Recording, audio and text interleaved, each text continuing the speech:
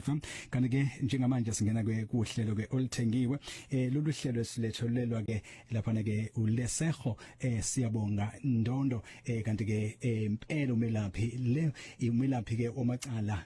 obhekana namacala ekakhulu ungumelaphi wesintu uyena ke sokhuluma naye njengamanje kodwa mhlawumbe singayiqala ukukhuluma naye ake siqale ngapha Imbiko isiphakamiso imbono kanye nezethembiso okungenzeka sivele kule ngxoxo akuzona izokhozi FM nenhlangano yeSABC Ukhozi FM luhamba phambili Luhlelo ke lwethulelwa ke izilokothe ezinhle lapha ke uLeseho inyanga yamacala ongumelaphi wesintu asikubingelele emsakazweni Ukhozi FM siphinde sekumukele kusebusuku nje Siyabingelela Ngiyafisa ukuthi mhlambe sisaqala nje ukuthi sikhulume yini ebanga iphunga elibe emlonyeni womuntu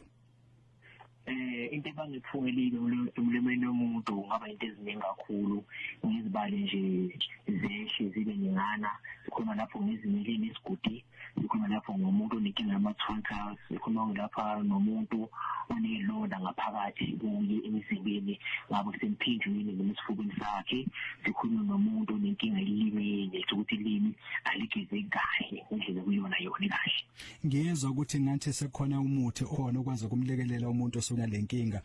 lo muthi usetshenziswa abantu kanjani futhi nabangakanani ngokweminyaka Ngiyela kunjalo khona umuthi usetshenziswa uqeda iphunga elibe emlonyeni lo muthi usetshenziswa abantu abadala abancane kodwa hayi umuntu ongani engaphansi kweminyaka eyisikhombisa uyaphezulu usikhombisa phezulu ngawenza lo muthi uqeda iphunga elibe emlonyeni noma ngabe umuntu uphuza ingoza lo muthi awunawo umthelela awubulali lutho awumusho lutho kodwa ugcisha inkinga yephunga elibe nje emlonyeni kuze kuphile lona ngiyafisa ukwazi ukuthi phi ongakulandela noma ongakulela mawusebenzisa ke lo muthi kuwena njengomuntu osokene lenkinga ungabilinde ubuke wasile lo muthi uqeda iphunga elibe emlonyeni impawu ufana nokuthi umuntu ogcwalela amathe emlonyeni noma umuntu omusaqala usebenza ukujimiswa yisisu ngoba ngalena eyosuku ukheka lilonda ezibanga lephulile emlonyeni womuntu ekusuka uvalela phunga le noma lesisibuko esinye sihlale izolomuntu ngakho ke uma ngabe usebenza lo muthi kuyenzeka umuntu adibane nokujimiswa yisisu izinto ngazela bezempilile kuze ngathi ngani kwenzakala ngalendlela tshela thina mfowethu ukuthi usenza emva kwesikhathi esingakanani ukuthi umuntu awubenzise ukuthi awusengakanani sabona ihluko empilweni yakhe iphefumulo noma isondele eduze kwabantu abenthemba ngenxa yokuthi uselaphekile umuthi lo uqeda iphunga elibe uqala ukusebenza ngensuku ezintathu ungaqala ke lapho ubona ngensuku ezintathu nokuthi ke wona kubalulekile ukuthi usebenzise uzopheke lo muthi noma ngabe ungalibeka usebenzisa liphele ungapheli akusho ukuthi lokho uye usebenzise wona uphele ngoba iphunga lingavuma ukuthi liphele kanti cha isikhona sihamba usikhashanyana usulaphela ngokukhulu ukupheleleka kubalulekile ukuthi lo muthi usebenzise uzophele ungawushiye endleleni ngokuvumela ukuthi ushiye singawuthola kanjenge lo muthi ngoba baningi abanenkinga yokuthi bazithole sebephelelwa nakuzethemba sebesanasondela eduze kwabantu ngoba sekuhambe kwahamba bezwe ukuthi kununga eliphumayo elingazwe kahle lisuke linuka emlonyeni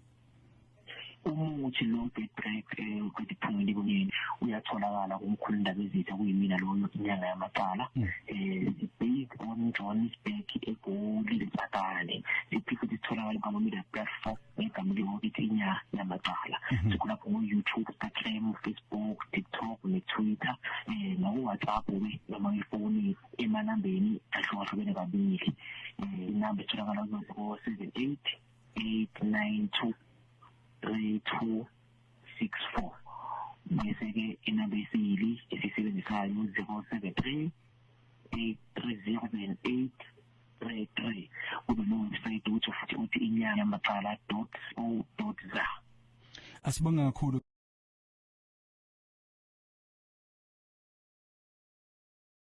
nomsakazweni Ukhozi FM ubusuku obuhle kuwo bonga thina nadlula